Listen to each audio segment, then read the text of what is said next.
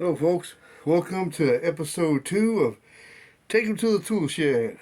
You know, taking them to the tool shed used to be a term that meant you was going to go somewhere to learn a little something. Kind of like, hey, boy, pick yourself out a switch, meet me in the tool shed. That means you was going to learn something, right? Some valuable information. Well, today I'm going to teach you some valuable information that I have learned on a project, a wood project. We're not just all about fun and games here. Every once in a while we do something. But it took an amazing amount of tools just for this project. Big learning lesson. And also, Mom, there's a Viking in the tool shed. Welcome to episode 2 of Take 'em to the Tool Shed.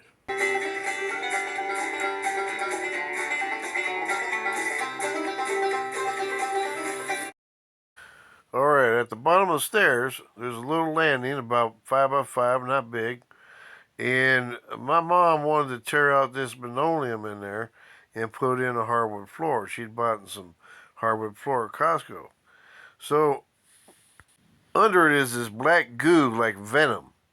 And I've tried everything to get this stuff up. Finally, I've tried planers. It was tearing the concrete up, everything. Finally, I put bleach down time after time and was scrubbing it. And that seemed to have an effect on it and loosening up the goo so that it could be scraped off. This stuff was out of the pit of hell. It was horrible. And nobody wants to put down a new floor on top of a bunch of black mold. It's black mold just combined with this adhesive that was under the tile, and it was just very ugly. Now, even after the bleach, it was not easy to get up. It took a lot of work, but it did start to break down. Here's me going at it with a cat's paw.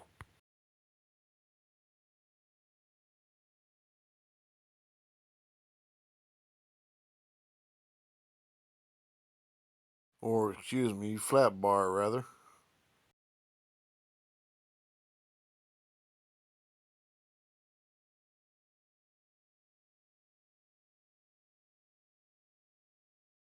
Here's me going at it with a concrete breaking bar.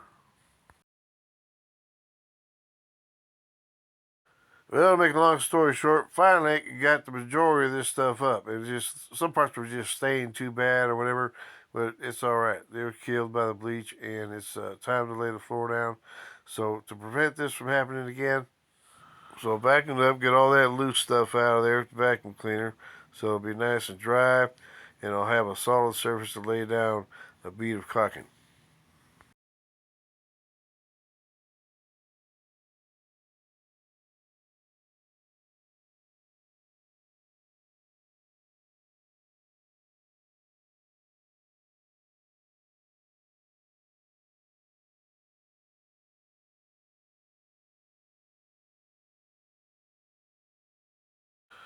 Alrighty, here are the boards that I'm going to use. Now, these only cost about 30 bucks or so from Costco. Not bad. It covers that area. Perfect for that area, actually. And these slots all fit together. It's got styrofoam in the back. You need no adhesive to lay them down. It just fits together like a puzzle. You leave it, and it's good. Problem was, there was a big, like, divot in the concrete floor. It was not flat at all. So when you stepped on it, it bowed in. It sunk in a lot. It was just not good. Here, it worked good for the dry bond on the flat spot, but once I took the unflat spot, it didn't work. So I realized, okay, I'm gonna have to pour some self-leveling concrete on this stuff here, and so that's what I do. I go down hardware store, get me some of that, and do the job. Get her done. You let gravity do the rest, and it'll kind of just self-level. You might need to use it to move it up into some of the higher corners that you want to cover, and that's what I did. Shiny like glass.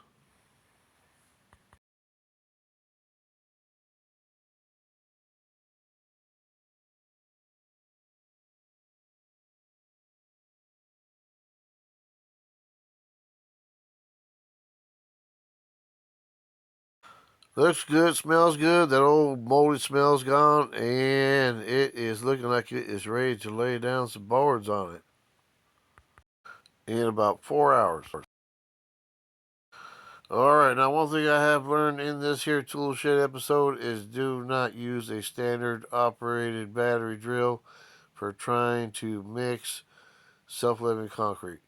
Use one of these tougher core drills. You've got to turn this big heavy thing, and it just don't have the torque, so it's better to use one of them industrial plug-in drills. They'll probably have a better chance of the torque there. Just airing this out, letting this dry. Got all my wood cut, got all the little trick cuts done. Uh, it should go right in there just like before, except this time on the concrete. It should fit in like a glove.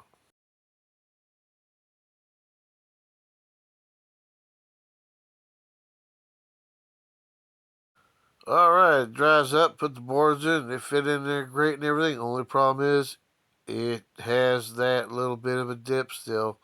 It gives too much. I didn't quite fill that hole. I'm going to have to put a little bit more of that self-leveling concrete. Gonna have to pull it up and put some of that concrete back down again. Shucks. Okay, pour a little bit more of that there self-leveling concrete. Filled in that low spot. Looks pretty good. I think this time it'll work. Okay, now I gotta give it another 4 hours or so, and we'll see how it rolls. Alright, fit back in like a glove. Looks good. Looks like that low spot was taken care of. It looks like this one is a go. Isn't that pretty? Look at that. Alright, Mama like that. Looks good. Looks pretty. She can put down a little mat on there. Now, one thing I gotta do is put in the trim that goes between the wall and That little the piece of hardwood floor sure was a bugbear. Now, I did learn a big lesson on this here. When I put this chair trim down, I put duct tape on it to hold it to the wall while the glue dries. Big no-no. When I had to tear that duct tape off, it tore the skin right off the trim. Not cool. So I had to go out and buy some new trim, and this time I tacked it down with nails. Now, when you lay down the trim, you want to make sure that there's about a 1/4 inch to an 1/8 inch gap so that it has room to expand. Also, you don't want to glue the trim to the boards. Just tack it, glue it to the wall. That way it can slide. Okay, let's review, shall we? All right, make sure the floor is clean. Make sure there is no water on it. Make sure it's flat. That's very important. Make sure that there's at least 1/8 of an inch to 1/4 inch around the boards and the wall. And then use foam to kind of hold it there. And use molding to cover up that gap. And fasten the molding only to the wall and not the floor. And you'll have a nice looking floor there if you do that.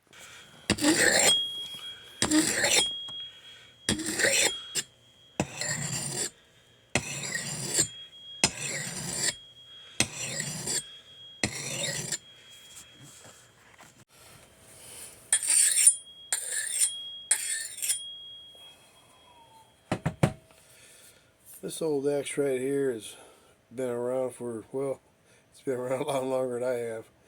I can remember this axe going all the way back to 5, 7 years old. Out of all the tools that my dad had, this one is always around. Now the axe is kind of a crude tool, used more in olden days than now. Today you might use it to notch out a chunk of wood in between two saw cuts or something like that. Maybe on sheetrock you can use it. But this thing is like unbelievably sturdy. I mean, just as solid as ever could be. They don't make tools like this anymore. This is this amazing piece of work right here. I remember once I used it just to cut down a pretty good sized tree just to see if I could. Probably something I shouldn't have done. Now I've used it for a lot of things that I probably shouldn't have used it for, but things like cracking open coconuts and things like that. and I just seem to be kind of drawn to it. It just kind of maybe brings out a little bit of the Viking in us all. Maybe there's just a bit of a Viking in this tool shed.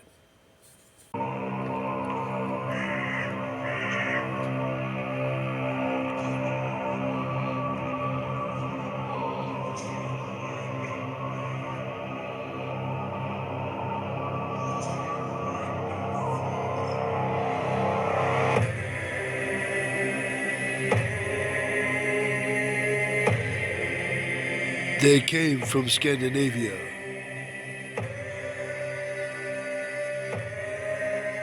Expert navigators. They came to shores near and far.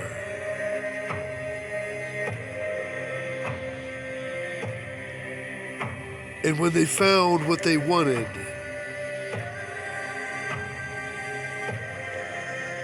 they took it.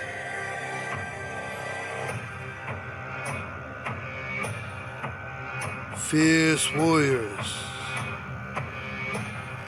Their victories were many.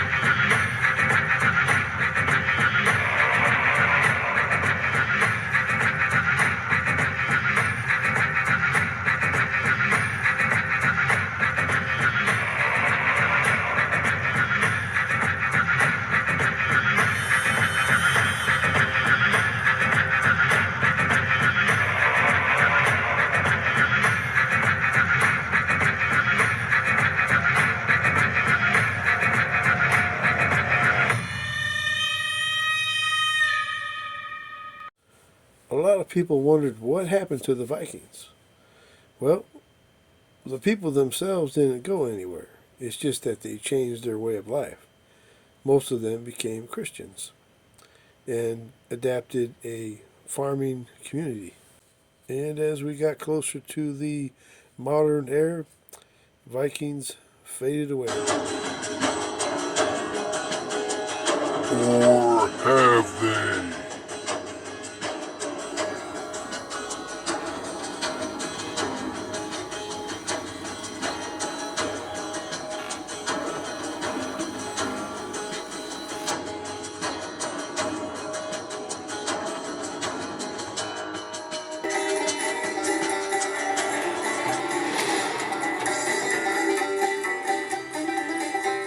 No animals, vegetables, fruits, nuts, nor liberals were hurt in the making of this production.